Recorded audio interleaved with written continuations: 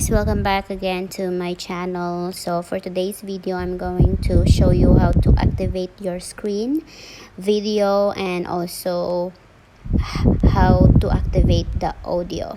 So if you are trying to record anything in your phone, you can do it. On your screen, you can do it, but let me show you how to do it first.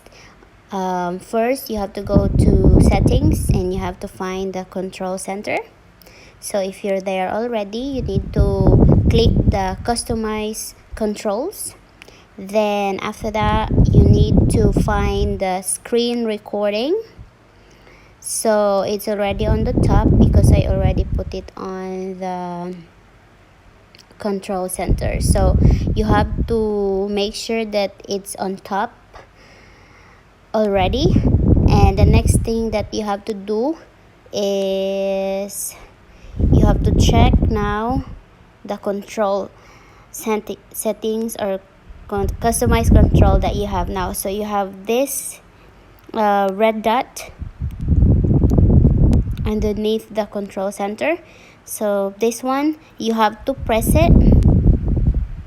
So you have to turn on the microphone because there's an option, a default option there that it's normally off, but you have to turn it on if you include your voice. So that's it.